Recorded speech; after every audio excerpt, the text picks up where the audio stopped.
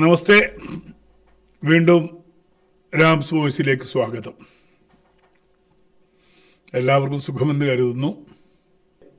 വയനാട്ടിലെ കുഞ്ഞമ്മ ആരാണെന്നറിയാലോ? ഞങ്ങളുടെ വയനാട്ടിലെ സ്വന്തം കുഞ്ഞമ്മ മെനഞ്ഞാന്ന പാർലമെൻറ്റിലേക്ക് വത്തക്ക സഞ്ചിയായിട്ട് പോയത്. ആ വത്തക്ക സഞ്ചി കണ്ടപ്പോൾ ഇങ്ങനെ കുളിരി കോരിയിട്ടു എനിക്കൊക്കെ. കാരണം ആ സഞ്ചിക്കകത്ത് എല്ലാമുണ്ട്. ആ സഞ്ചിക്കകത്ത്, ആ വത്തക്ക സഞ്ചിക്കകത്ത് എല്ലാമുണ്ട്. പക്ഷെ ഇപ്പം അത് ചീഞ്ഞു പോയി വത്തക്ക. ഹമാസ് എന്നൊരു പ്രസ്ഥാനം ഇന്നില്ല. പലസ്തീൻ ഇന്നില്ല. ഗാസ ഇന്ന് വിളിക്കാവുന്ന കുറേ തകർന്നടിഞ്ഞ കെട്ടിടങ്ങളുടെ ഒരു പ്രദേശം. അവർക്ക് വേണ്ടിയാണ് കുഞ്ഞമ്മ തണ്ണിമത്തം സഞ്ചിയായിട്ട് പാർലമെൻറ്റ് കയറിയത്. അഭിമാനപൂർവ്വം, ഭയങ്കരമായിട്ടുള്ള അഭിമാനപൂർവ്വമാണ് കുഞ്ഞമ്മ പാർലമെൻറ്റിലേക്ക് കാലെടുത്ത് വെച്ചത്. അങ്ങനെ കാലെടുത്ത് വെച്ചിട്ട് പുറത്തിറങ്ങിയപ്പോഴത്തേക്ക് ഭാരതത്തിലെ എല്ലാ കോണിൽ നിന്നും കുഞ്ഞമ്മയ്ക്ക് നേരെ ചോദ്യങ്ങൾ ഉയർന്നു. എന്താ കുഞ്ഞമ്മേ, ഈ പറയുന്ന പലസ്തീൻ ജനതയോട് മാത്രമേ ഐക്യദാർഢ്യമുള്ളൂ, ബംഗ്ലാദേശിലെ ഹിന്ദുക്കളോട് ഐക്യദാർഢ്യമില്ലേ എന്നുള്ള ചോദ്യം ഇന്ത്യയുടെ എല്ലാ കോണിൽ നിന്നും ഉയർന്നു. അങ്ങനെ ഉയർന്നപ്പോഴാണ് കുഞ്ഞമ്മയ്ക്ക് അബദ്ധം മനസ്സിലാക്കിയത്.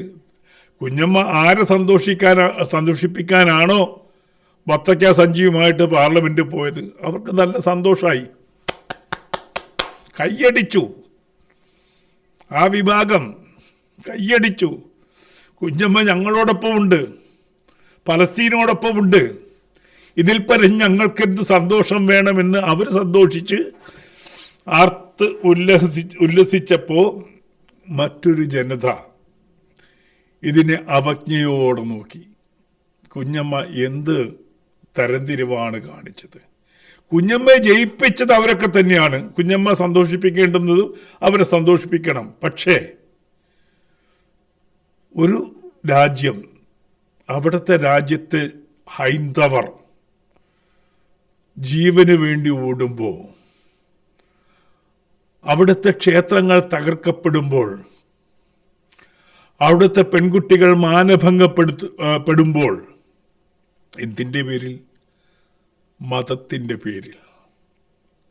അതിനെ മറന്നുകൊണ്ടാണ് കുഞ്ഞമ്മ വത്തക്ക സഞ്ചിയുമായിട്ട് പാർലമെൻറ്റിലേക്ക് കയറി ചെന്നത്. ഒരു ഷോ ഓഫ്. ആർക്ക് വേണ്ടി? തണ്ണിമത്തൻ്റെ പുറത്തെ പച്ച നിറത്തിന് വേണ്ടിയിട്ടാണ്. ഒന്ന് ആലോചിച്ച് നോക്കണം. ഇസ്രായേൽ ഭാരതത്തിനോടൊപ്പം നിന്നിട്ടുണ്ട്. മറന്നു പോകരുത് ഇസ്രായേലിനെ.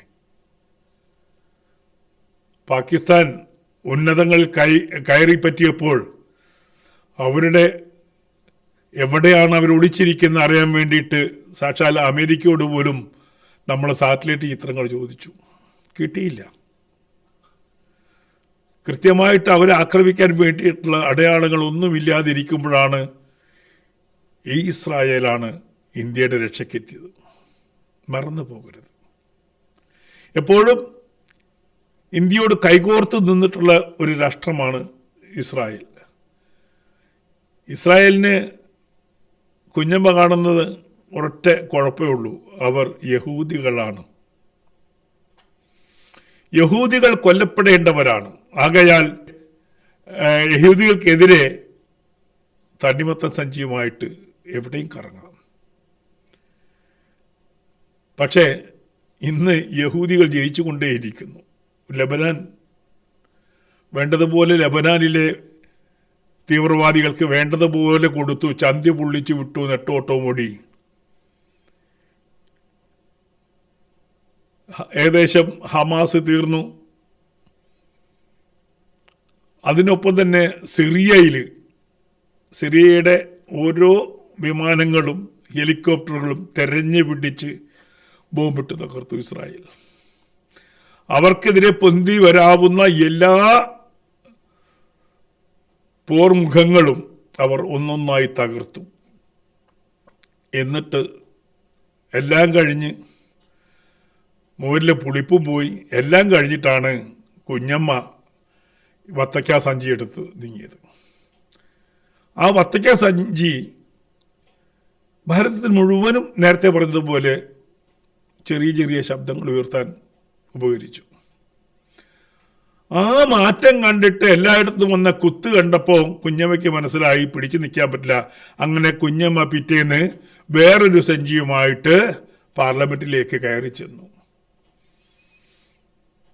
ആ പാർലമെന്റിലേക്ക് കയറിയ കുഞ്ഞമ്മ അപ്പോൾ കൊണ്ടുപോയത് ബംഗ്ലാദേശിലെ ന്യൂനപക്ഷങ്ങളെ രക്ഷിക്കണം. അപ്പോഴും ഹിന്ദു എന്നൊരു വാക്ക് അതിലില്ല കേട്ടോ, ന്യൂനപക്ഷങ്ങൾ. അതെ, സ്വന്തം രാഷ്ട്രത്തിന്റെ ഭാവിയെക്കുറിച്ച് അല്പം പോലും ശ്രദ്ധയില്ലാത്ത, അല്ലെങ്കിൽ അവർക്കെന്ത് ശ്രദ്ധിക്കാനാണ്? എന്നെങ്കിലും ഭാരതത്തിന്റെ കൂടെ അവർ നിന്നിട്ടുണ്ടോ? നമുക്കെടുക്കാം. ഇപ്പോ ഈ ബംഗ്ലാദേശിന് വേണ്ടി ഇവരിങ്ങനെ ഒന്നാമത്തെ ദിവസം അല്ലെങ്കിൽ തന്നെയും രണ്ടാം ദിവസം സഞ്ജീവമായിട്ട് ചെന്നല്ലോ. ഒരു കാര്യം മറന്നു പോകരുത് കുഞ്ഞമ്മേ, കഴിഞ്ഞ വളരെ കുറച്ച് സമയത്തിന് മുമ്പാണ് ഈ പറയുന്ന ബംഗ്ലാദേശിലെയും പാകിസ്ഥാനിലെയും ഒക്കെ പൗരന്മാർക്ക് വേണ്ടിയിട്ട്, അവിടെ കഷ്ടത അനുഭവിക്കുന്ന ഹൈന്ദവർക്ക് വേണ്ടിയിട്ട് ഭാരതത്തിന്റെ വാതിലുകൾ തുറന്നിടണമെന്നും അവർ അവിടെ നിന്ന് അഭയം തേടി വന്നാൽ അവർക്ക് പൗരത്വം കൊടുക്കണമെന്നുമുള്ള ഒരു ബില്ല് ഭാരത ഗവൺമെന്റ് പുറത്തിറക്കിയത്. അതിനെതിരെ ഈ കുഞ്ഞമ്മ അടക്കം എല്ലാ കുഞ്ഞമ്മയുടെ ശിങ്കിടികളും അടക്കം ഭാരതത്തിൽ ഉണ്ടാക്കിയ പൊല്ലാപ്പാട് എല്ലാവർക്കും അറിയാവുന്നതാണ്. അപ്പോൾ അവിടെയുള്ള ഹൈന്ദവർക്ക് വേണ്ടിയിട്ട് ഇവിടെ പൗരത്വം കൊടുക്കാൻ പറഞ്ഞപ്പോൾ പാടില്ല എന്ന് വിളിച്ച് ഡൽഹിയിൽ പൊതു ഇടം കക്കൂസാക്കി മാറ്റിയവരാണ് ഇക്കൂട്ടർ. ചരിത്രം അവിടെയും നിൽക്കുന്നില്ല കേട്ടോ. കുറച്ച് പുറകോട്ട് പോകണം കുഞ്ഞമ്മ. കാശ്മീരി പണ്ഡിറ്റുകളെ കുറിച്ച് അറിയാം കുഞ്ഞമ്മയ്ക്ക്? ഇന്ന് ലബനാനെ കുറിച്ച് പറയുന്നുണ്ടല്ലോ. കാശ്മീരി പണ്ഡിറ്റുകളുടെ അവസ്ഥ എന്തായിരുന്നു കുഞ്ഞമ്മ? കാശ്മീരി പണ്ഡിറ്റുകൾക്ക് വേണ്ടി സഞ്ചി പോയിട്ട് ഒരു തൂവാല പോലും നിങ്ങൾ എടുത്തിട്ടില്ല. മറന്നു പോകരുത് കുഞ്ഞമ്മ. കാശ്മീരി പണ്ഡിറ്റുകൾക്ക് വേണ്ടിയിട്ട് സഞ്ചി പോയിട്ട് ഒരു കീറിയ തൂവാല പോലും നിങ്ങൾ എടുത്തിട്ടില്ല ഭാരതത്തിൽ. എന്നിട്ടാണ് അങ്ങ് ഗാസയിൽ ഉണ്ടാക്കാൻ നടക്കുന്നത്. ഈ ബംഗ്ലാദേശിലെ വിഷയം ലോകം മുഴുവൻ സംസാരിച്ചിട്ടും ഇപ്പോഴാണ് അത് തങ്ങൾക്ക് പാരിയായിട്ട് വരും എന്ന് പറഞ്ഞപ്പോഴാണ് ഒന്ന് അനങ്ങിത്തുടങ്ങിയത്. അതുവരെ അനങ്ങിയിട്ടില്ലായിരുന്നു. അപ്പൊ ഇവിടുത്തെ ഇരട്ടത്താപ്പ് മനസ്സിലാക്കണം. ഈ അവസ്ഥ പാകിസ്ഥാനിലും ബംഗ്ലാദേശിലും അഫ്ഗാനിസ്ഥാനിലും ഉണ്ട് എന്ന് കൃത്യമായിട്ട് ഭാരത സർക്കാരിന് അറിയുന്നത് കൊണ്ട് തന്നെയാണ് അവിടെ നിന്ന് വരുന്ന ഗതികെട്ട മനുഷ്യർക്ക് അഭയം കൊടുക്കണം എന്നുള്ളതിൻ്റെ പേരിൽ ഒരു ബില്ലുണ്ടാക്കിയത്, പൗരത്വ ബില്ല്. അതിനെതിരെ ഘോരഘോരം സമരം ചെയ്തവരാണ് ഈ കുഞ്ഞമ്മയും കൂട്ടരും. ഘോരഘോരം സമരം ചെയ്തവരാണ് കുഞ്ഞമ്മയും കൂട്ടരും. അങ്ങനെ ഭാരതത്തിലെ ന്യൂനപക്ഷങ്ങളുടെ ചെരുപ്പ് നക്കിക്കൊണ്ടാണ് ഇന്ന് അവശേഷിക്കുന്ന ഈ കോൺഗ്രസ് ഉള്ളത്. അല്ലെങ്കിൽ കോൺഗ്രസ് ഇല്ല.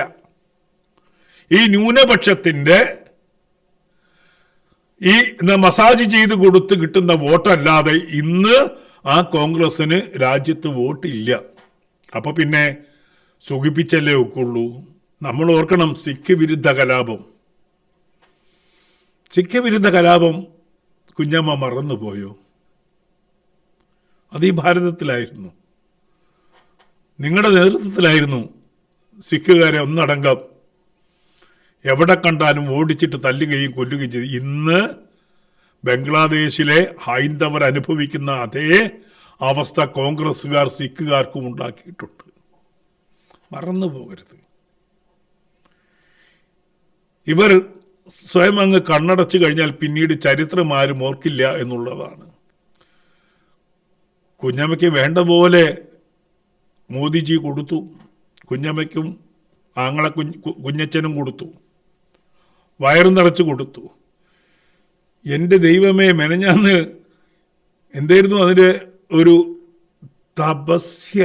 തപസ്യയുടെ അർത്ഥം രാഹുൽ ഗാന്ധി പറയുന്നത് കേട്ടിട്ട് സത്യമേ കോൺഗ്രസ്സുകാരാ, ഇത്രയും ഒരു മരപ്പൊട്ടനെയാണല്ലോ നിങ്ങൾ ഇന്ത്യയുടെ പ്രധാനമന്ത്രിയായിട്ട് ഉയർത്തിക്കാട്ടുന്നത് എന്ന് കാണുമ്പോൾ സങ്കടം തോന്നുന്നുണ്ട്.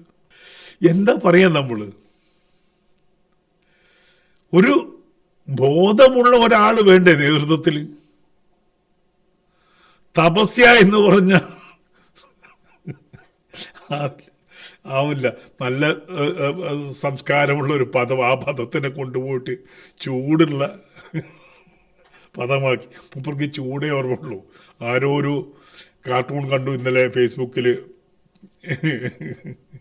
അങ്ങ് ചൂട് കിട്ടുന്ന ഒരു രാജ്യത്തെ ഗേറ്റും വെച്ചിട്ട് തപസ്യ എന്ന് പറയുന്നത് പോലെ കിട്ടും.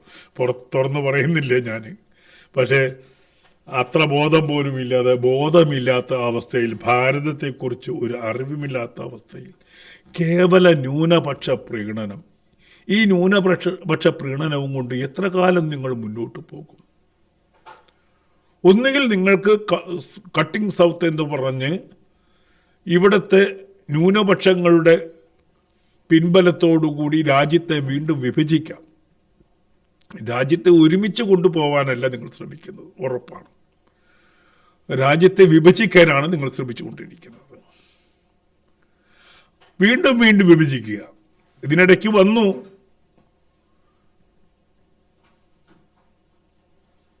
വല്യമ്മ നമ്മുടെ കാശ്മീരിനെയും മറ്റും വിൽക്കാൻ ശ്രമിച്ചു എന്നുള്ള വാർത്ത നമ്മളിപ്പോൾ കേട്ടുകൊണ്ടിരിക്കുന്നുണ്ട്.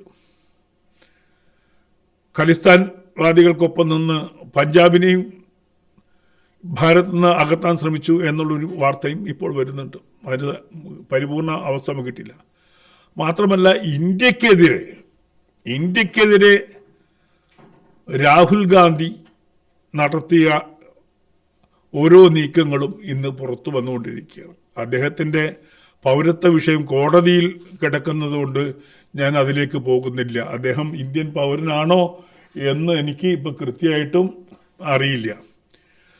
അപ്പോൾ ഇന്നലെ ഭാരതത്തിൻ്റെ അവസ്ഥ സ്വല്പം ഭയപ്പെടുത്തേണ്ടതാണ്. ഇന്നലെ തൃണമൂൽ കോൺഗ്രസിൻ്റെ നേതാവ് പറഞ്ഞല്ലോ, നമ്മൾ ഭൂരിപക്ഷമായി കഴിഞ്ഞു, ഇനി നമുക്ക് പേടിക്കാനല്ല, നമ്മൾ വേണം ഭരിക്കാൻ എന്നുള്ള രീതിയിൽ പശ്ചിമ ബംഗാളിൽ നിന്ന് ഈ പറയുന്ന ന്യൂനപക്ഷം എന്ന് പറയുന്നത് ഭൂരിപക്ഷമായി കഴിഞ്ഞിരിക്കുന്നു, ഇനി ഞങ്ങൾക്ക് എന്തും ചെയ്യാം എന്നുള്ള വാർത്തകളും വന്നുകൊണ്ടിരിക്കുന്നുണ്ട്.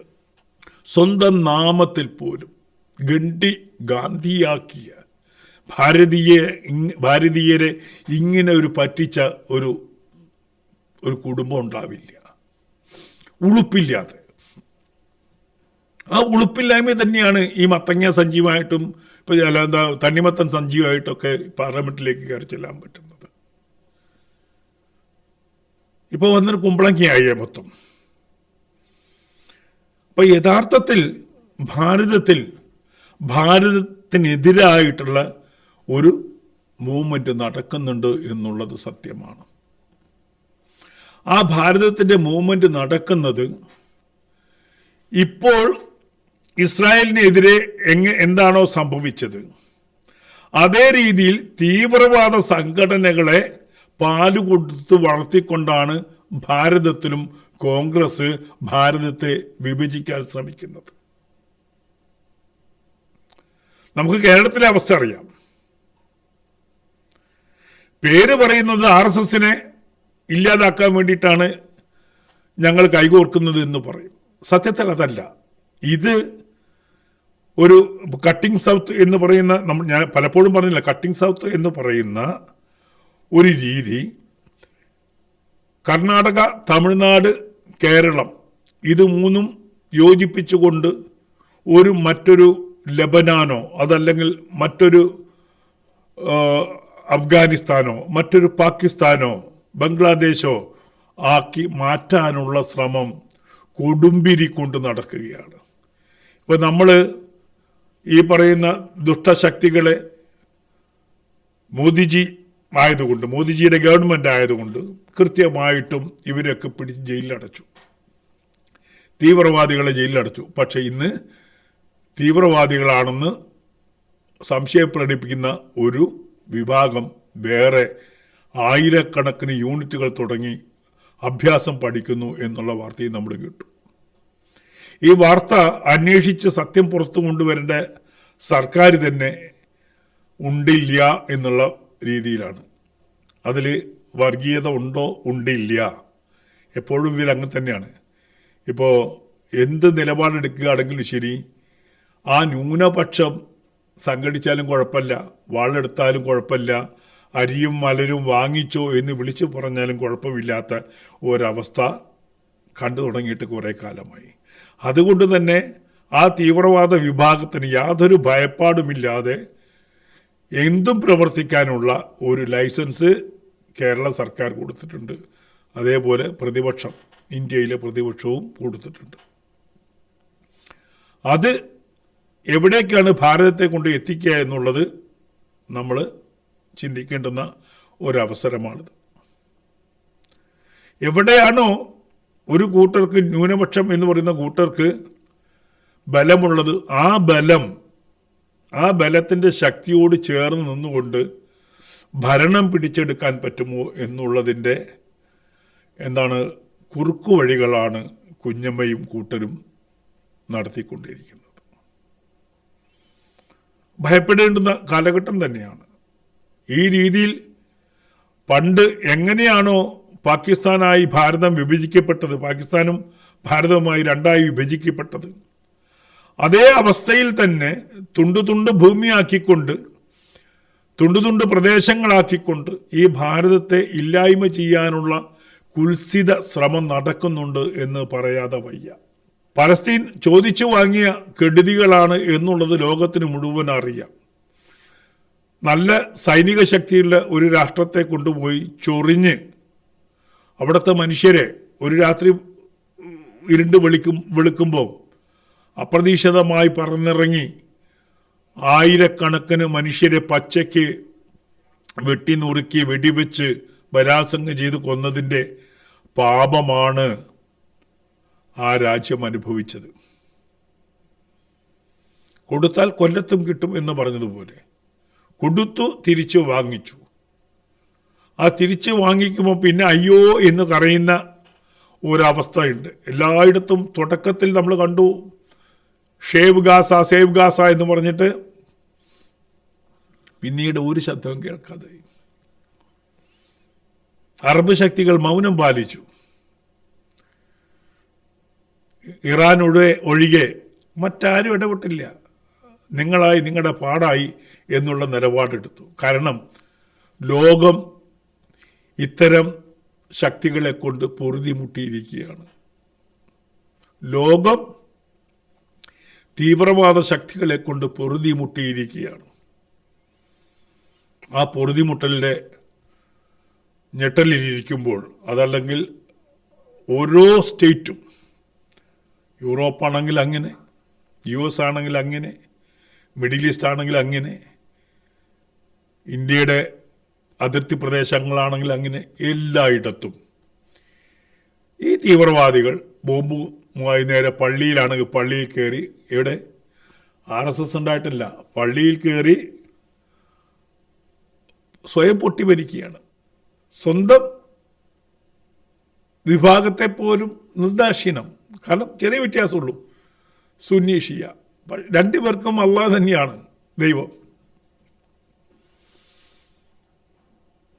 ഈ പറയുന്ന അധികാരത്തിൻ്റെ ചില പ്രശ്നങ്ങളുണ്ട്.